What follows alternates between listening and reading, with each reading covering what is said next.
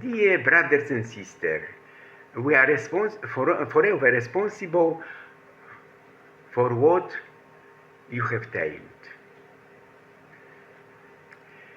You don't have to be perfect to change the world. The heart, a heart that truly knows how to love, is enough. I was so too proud to laugh in my youth. But one day I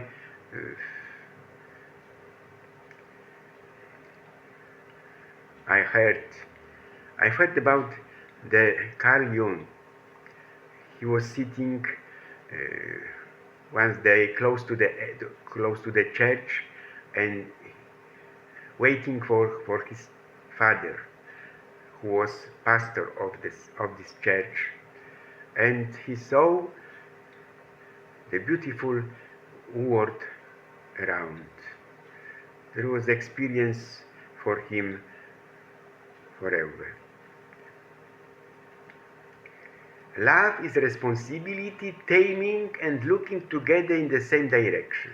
True love is only visible through the heart, requires time and sacrifice, and makes the beloved unique in the world. And I would call this word a prayer for the shy of the crown. Now a few more words to women, the other half of the human race. Yet we can live without you, going to bed at night, getting up in the morning, eating something when hungry, drinking when thirsty, always the same thing, always the same. Yet we can live without you, walking barefoot in puddles of rain, visiting some people, being somewhere else, but I wonder why. If you love someone, let them go. But since life goes on, try to live by values until the end. However, this means that we must also fight to maintain the hope of a full family life, because life is a constant struggle and existential metaphor, signifying a constant struggle with failures, adversity, and our own weaknesses. It is a process of adaptation, character development, and the search for inner peace, where rest is part of victory. However, it is important for this struggle to be a motivation for action, not merely an existential burden. The greatest battles are fought within ourselves, against fear, shyness, or a lack of motivation. Stoic philosophy suggests that life is a test of character, and overcoming difficulties builds our strength. Struggle doesn't have to mean aggression, but rather perseverance in pursuing a goal and the ability to rise after defeat. To win, we must nurture our energy, which means that relaxation is part of life's victory. Yes, life is a struggle that should not be delayed. It must be won. In the last weeks of his life, Carl Jung wrote something he never intended to publish, something that defied everything the world expected of him. For over 50 years, he studied the human psyche, sitting by the bedsides of dying patients, documenting the dreams, observing what happens to a person when there is nothing left to prove and nowhere to run. And what he found changed his understanding of God, death, and who we truly are. The brain is an instrument of consciousness. The latter is independent of the brain. Jung spoke of the unconsciousness of our depths. Very important sentence. We must go within ourselves, within yourself.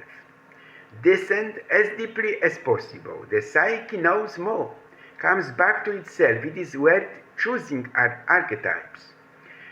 In his reflections, the psychologist from Zurich did not stop at Buddhism, where the eye an illusion, impossible to comprehend, only to experience. The outer and inner world exist together as one. At the end of his life, a journalist asked Jon if he believes in God. "Oh yes, I do believe, but I do not have to. I don't have to. In my letter to you, there is no motivation. There are no easy answers. There is only what Jon, unconscious, ego and self, the shadow of psychology, individuation. What happens after death, Jon and God, Jon psychology, analytical psychology, individuation, psychology and spirituality, dream and the unconscious, the meaning of life and death, deep psychology, psychological awakening.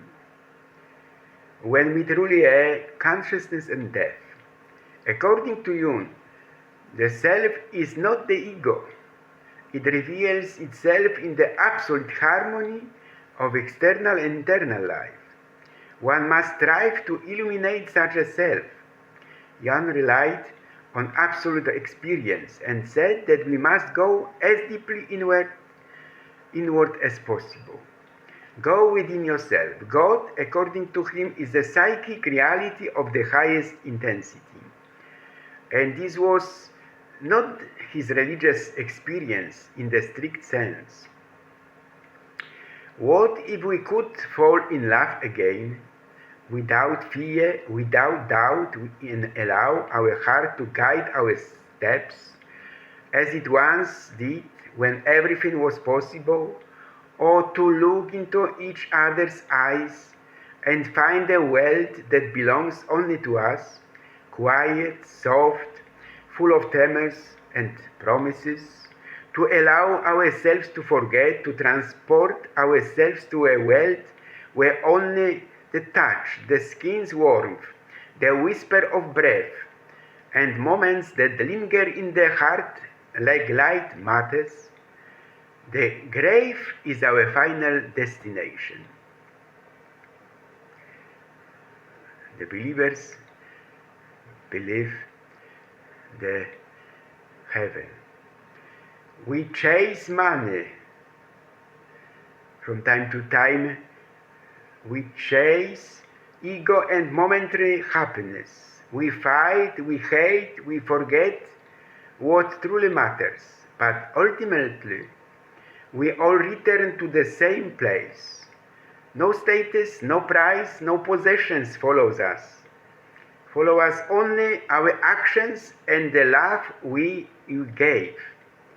So before your time comes, be kind, forgive more, and live with a pure heart, supported by the experience of your own depths, because one day this world will move on without you.